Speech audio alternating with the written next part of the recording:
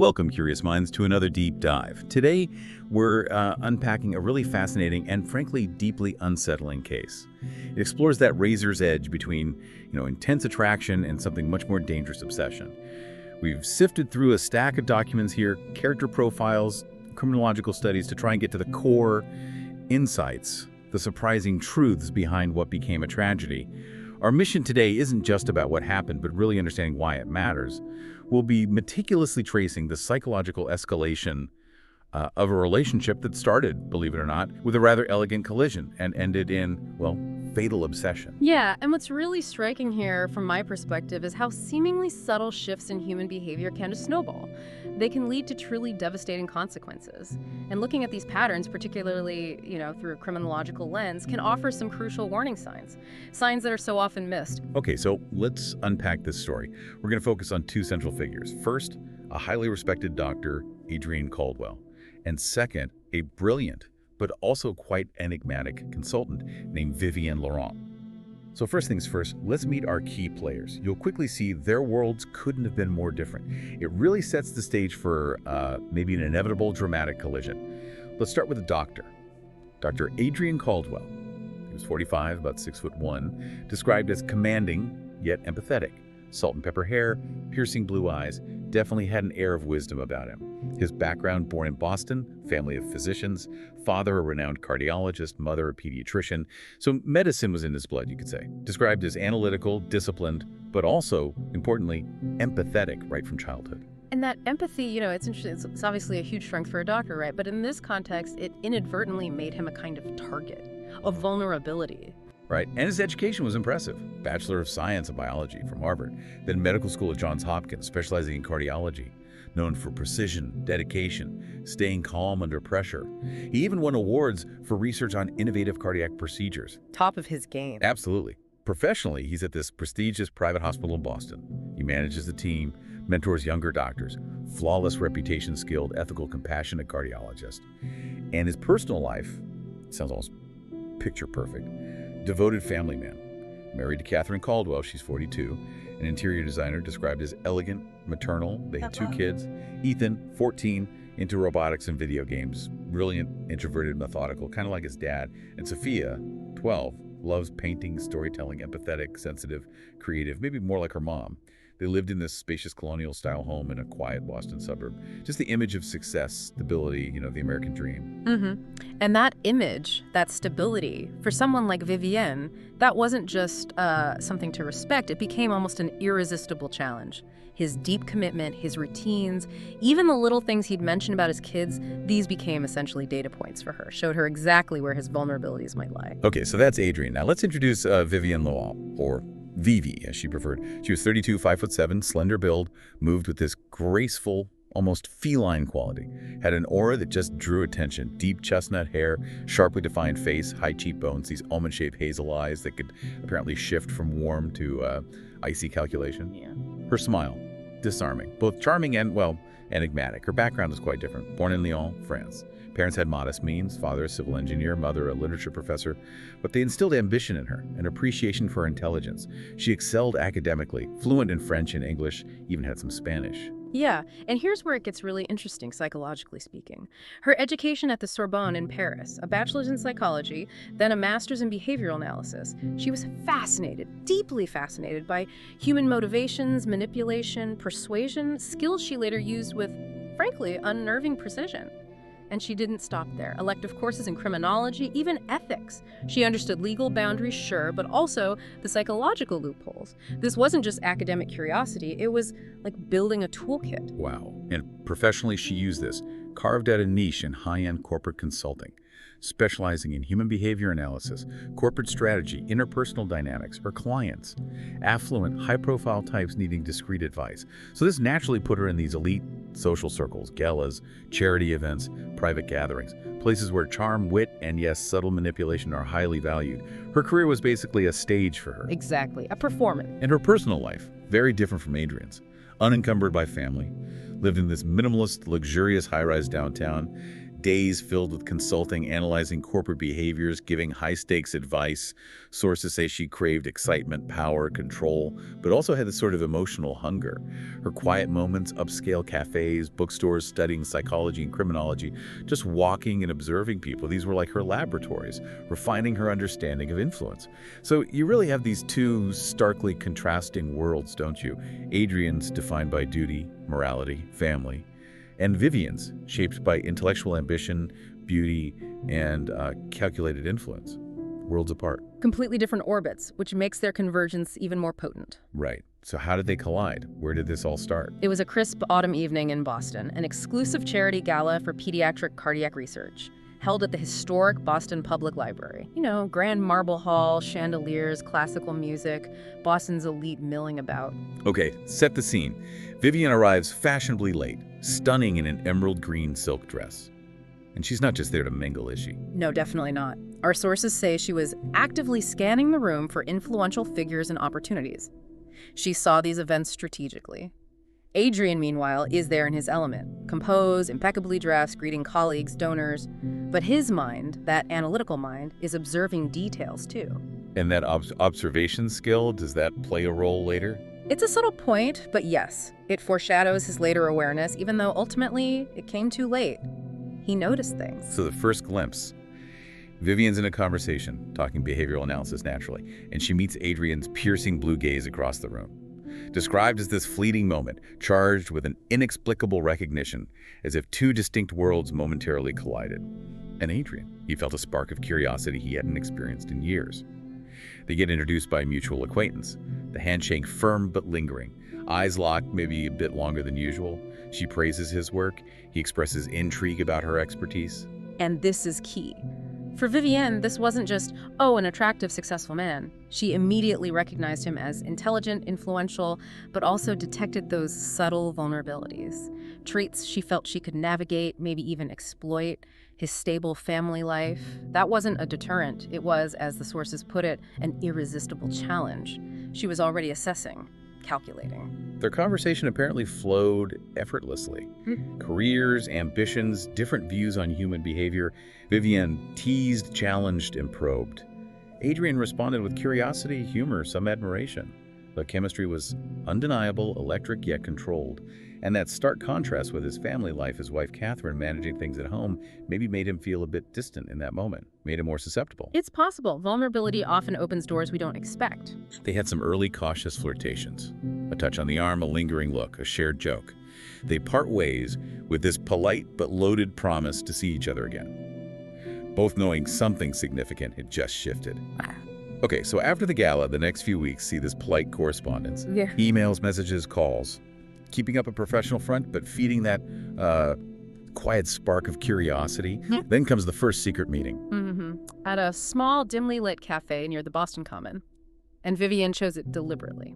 Unremarkable, quiet, perfect for discretion. Adrian arrived, described as cautious but purposeful. He knew what he was doing, even if he was cautious. He did, but Vivienne was meticulous. She wasn't just enjoying his company, she was gathering intelligence. Listening to his stories about the kids, his subtle frustrations about work-life balance, watching his body language, it was real-time data collection for her. And these small gestures continued. A touch of the hand, leaning in closer, a shared smile. For Adrian, this blurred the lines, didn't it, between professional interest and, well, personal desire. The affair itself, right from the beginning, had this unmistakable mix of romance and danger. The secrecy just heightened the attraction. Absolutely. But Vivienne's intentions were so layered. She seemed charmed, sure, but her mind was constantly assessing vulnerabilities. His family devotion, his strong moral compass, even his predictable routines. These weren't just character traits to her, they were data points for the power she hoped to exert. Her fascination wasn't purely emotional, it was deeply analytical, psychological. They kept meeting in secret. Obscure art galleries, late-night rooftop restaurants, quiet bookshops, trying to stay hidden. Adrian brought small gifts. Vivienne shares stories, weaving this subtle web of intimacy.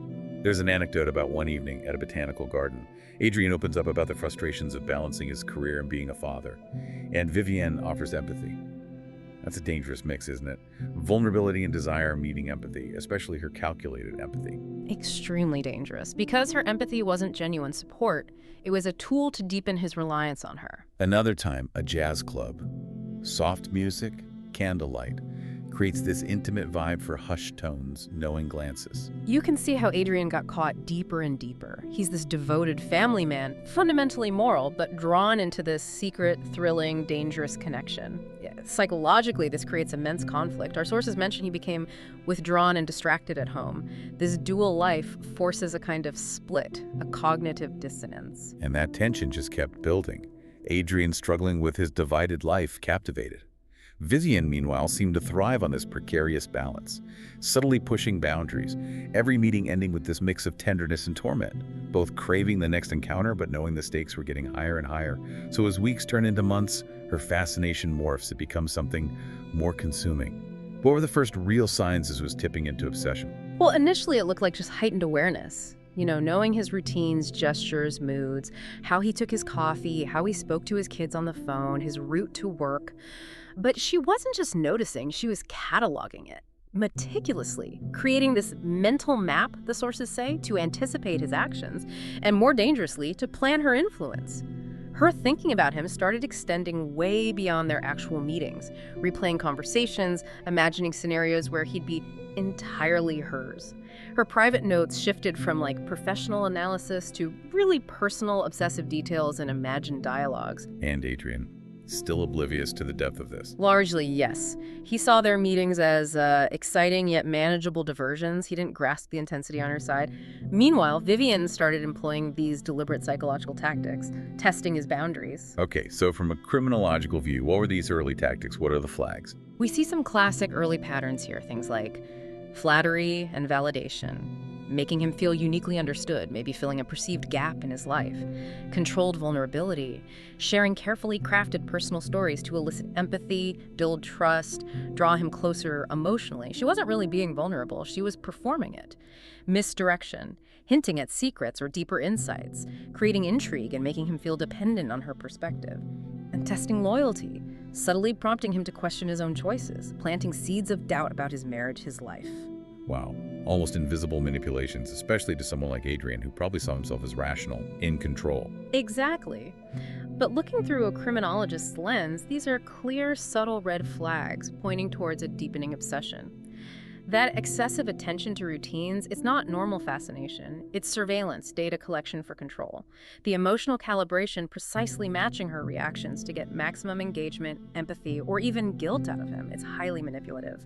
The constant boundary testing, pushing conversational limits, physical proximity, testing how far she could go, and crucially, the isolation tactics, gradually positioning herself as the only one he could truly confide in, subtly trying to separate him emotionally from his wife and family. That's a classic technique for gaining undue influence and control. So these weren't just quirks. They indicated a personality capable of real escalation. And her intellect, her charm, her understanding of psychology made these tactics incredibly effective and dangerous. Precisely. Okay, so this obsession keeps growing. Eventually, it reaches what the sources call a critical point. Emotional entanglement isn't enough anymore. She wants absolute control and a dramatic demonstration of her power. The idea of him just going back to his family, that becomes intolerable for her. So she starts planning something, and the preparation sounds meticulous. Studying his routines, his routes, even any security measures he might have. She picks a location. A quiet stretch of Boston's Charles River Esplanade. Evening joggers are sparse, lots of shadows for cover. Her method, simple, but required precise timing and confidence. She mentally rehearsed it, anticipating his reactions, potential problems. What does this level of planning tell us? This marks a critical escalation. It's the classic pattern. Obsession transforming into premeditated action. It's the shift from internal fixation, however intense, to an external plan to exert control, violently if necessary. So the night comes. Cold, foggy evening. Adrian's out for a late jog, part of his routine. Vivienne is hidden in the shadows, waiting, sources say, with a small, concealed weapon. As Adrian jogs closer, she steps out, steps into position. What happens then? Was he just completely blindsided? He was definitely shocked, but apparently his reflexes were incredible. Maybe from years in high-pressure medical situations, he managed to evade the initial attack. There was a brief, chaotic struggle. He ended up bruised, shaken, but managed to escape, running towards nearby streetlights. His survival instinct kicked in. He got away. But for Vivienne, This wasn't a failure that made her stop. Quite the opposite. The sources describe the near miss not as a deterrent, but as a catalyst. It seemed to ignite something even darker in her, a mix of frustration, intense anger, and this now irresistible urge to complete what she had started. If anything, it deepened her resolve, made her more determined. And yet, outwardly, her communications with Adrian remained measured, masking all this internal planning. Carefully measured, yes. Calculated to maintain some level of connection, perhaps confusion, while she replanned. Okay, so this failed attempt happens. How does this near-fatal encounter change things for Adrian? And how does Vivienne process it? Well, Adrian was understandably shaken to his core. This analytical, calm doctor suddenly faced surreal terror. Fear settled in, sharp and cold. He became cautious, pragmatic, upped security at home, changed his jogging routines, became hyper-aware of his surroundings. Every day became this balancing act. Keep composure for his family, for his patients, but navigate this constant invisible threat. And that's the psychological torture, isn't it? Living with an invisible threat. His rational mind pushes him to carry on, function normally. But every shadow, every unexpected noise, it's a reminder. He's trapped in this state of heightened vigilance. It's exhausting. And Vivienne, as you said, the failure was a catalyst. Her obsession just intensified. It became this desperate compulsion to regain control, to finish the job. She spent hours analyzing what went wrong, tracking Adrian's new routines, looking for fresh vulnerabilities. The thrill of danger seems to have become an addiction for her. Restraint was, as the sources say, impossible now. Her communications with him became more calculated, carefully timed, emotionally charged, subtly reminding him of their connection, maybe trying to keep him off balance, entangled in her psychological web. And what about the ripple effects? At home, at work? The tension seeped into everything. At home, Adrian became more withdrawn, distracted. His wife, Catherine, noticed but chalked it up to work stress. His son, Ethan, though, being intuitive, sensed something deeper was wrong. His daughter, Sophia, felt the tension in the air. That invisible threat was casting a real shadow over their supposedly stable home life. At the hospital, Adrian became hypervigilant, always scanning corridors, mentally running through security scenarios he'd never considered before. Colleagues noticed the change. The calm, assured doctor was now more cautious, preoccupied. And Vivienne knew this was happening. Oh, she observed it. And according to the analysis, she reveled in this psychological impact. Seeing the influence she had, not just on his mind, but on the whole rhythm of his life, it probably confirmed the power of her manipulations in her own mind, validated her sense of control. Which brings us tragically to the second attempt, the fatal outcome. Vivienne's obsession had reached its zenith. Months of meticulous observation, manipulation, planning, it all culminates in this final, calculated strategy, one designed to guarantee control and ultimate success. And her final plan was chillingly precise. It was designed to exploit both his physical routines and his psychological vulnerabilities. She knew his sense of responsibility, his predictable protective instincts toward his family. Things she'd learned through all that observation could potentially be used against him. So the plan. She studied his updated routines after the first attack, his modified path home, any extra security. She mapped out multiple escape routes, entry points, backup timing, left nothing to chance. She timed it for a late evening when he was scheduled to work late, likely walking home alone. The setting, a dimly lit alleyway between hospital buildings, perfect concealment control. She prepared her tools, small, easily concealable weapon, gloves, mentally rehearsed every single move. The night arrives, foggy again. Adrian leaves the hospital, tired but still alert after the first incident. Vivienne is hidden, watching with clinical precision. As Adrian approaches the alleyway, she steps out, forces the confrontation. Precision timing. Adrian freezes. But here's where the psychological manipulation comes in again. Vivienne apparently adopted this calm, confident demeanor, but paired it with a kind of feigned vulnerability. It was designed to disorient him. Her very presence triggered not just fear, but this complicated mixed familiarity, fascination, maybe even that residual attraction. It was a calculated move to create a moment of fatal hesitation. The encounter escalates incredibly quickly. Yeah. Words, gestures, movements, all loaded with tension. Adrian's rational mind is scrambling to regain control, process the situation, but Vivienne's calculated unpredictability created psychological chaos. Right. And then one precise move, one critical hesitation, and the act was complete. Adrian Caldwell was killed. The culmination of Vivienne's obsession realized in a single terrifyingly effective execution. Just devastating. So stepping back now, looking at this whole arc through the lens of criminology, What does this final act tell us? Well, forensically, her method shows several key patterns you see in these obsessive, premeditated offenders. The meticulous planning, the psychological manipulation right up to the final moment, the effort to leave minimal forensic trace, and that clear escalation pattern from fantasy to violence. It strongly points to a combination of intelligence, charm, and frankly, psychopathy. This crime was as much psychological warfare as it was physical violence. Psychopathy, that's a strong term. Can you elaborate on how her actions specifically moved beyond just manipulation or obsession into that territory? Sure. When we look at the pattern, we see what could be described as obsessive-compulsive tendencies, that relentless focus, but combined with significant narcissistic traits. For Vivienne, this manifested as an inflated sense of self-importance, a profound lack of empathy for Adrian or his family, and this core belief that her needs and desires fundamentally superseded everyone else's. It wasn't just selfishness, it was a conviction that she was entitled to him, that her narrative was the only one that mattered. This aligns with what's sometimes called fatal attraction syndrome, where intense interest warps into fixation, then into a demand for ownership. Adrian became a possession she felt entitled to control, even if it meant destruction. That inability to let go, combined with her intelligence and likely impulsivity under pressure, created an incredibly dangerous mix. Hindsight makes it seem so clear, doesn't it? Those red flags. But why are they often missed in real time? What were the most critical signs here? That is the absolute challenge. The sources clearly outline the pattern. Her increasing demands for his time and attention, those emotional outbursts perhaps framed as passion, the subtle but persistent attempts to isolate Adrian from his family, using guilt as a tool, the secrecy, maybe even ultimatums. These things often get disguised, especially early on, as intense love, deep connection, maybe even just drama. People rationalize them. But obsession rarely stays static. It grows, it consumes, it pushes boundaries, which is why recognizing and enforcing boundaries early on is so critical, though incredibly difficult when you're caught in the middle of it.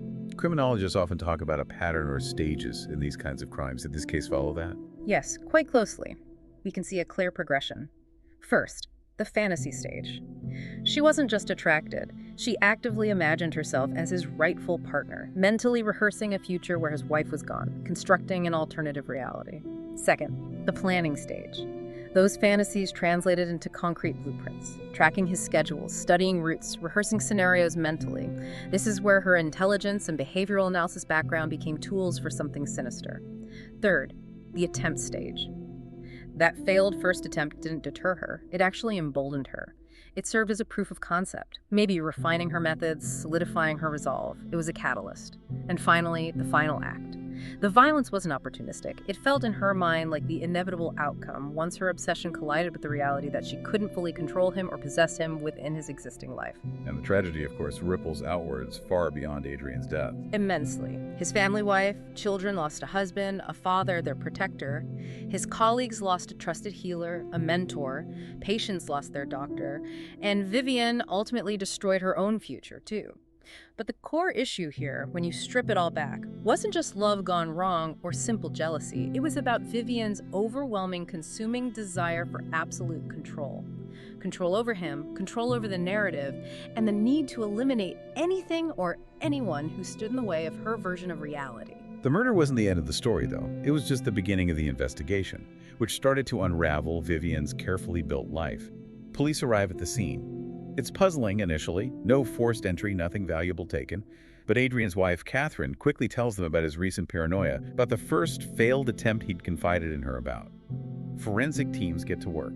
Right away, that suggests something personal, not random. It bears the signature of someone deeply emotional, but also dangerously determined, someone with a connection. And Vivienne's behavior in the aftermath.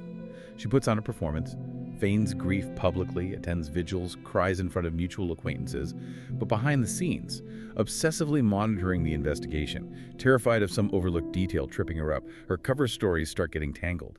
To some people, she implies Adrian was just an acquaintance. To others, a deep friendship. She even hinted she knew him better than most.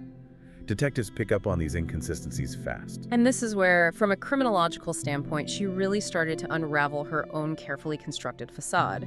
Instead of laying low, retreating, she did the opposite. She inserted herself right into the narrative, volunteering details to police, offering help to the investigation, even frequently visiting the grieving family. These visits often struck others as intrusive, inappropriate. Every attempt she made to control the narrative, every lie, every deflection, it just drew more suspicion from investigators. The community, initially sympathetic to the tragedy, started murmuring. Something felt off. So it became this slow burn. A game of patience for the detectives, letting her inconsistencies build up.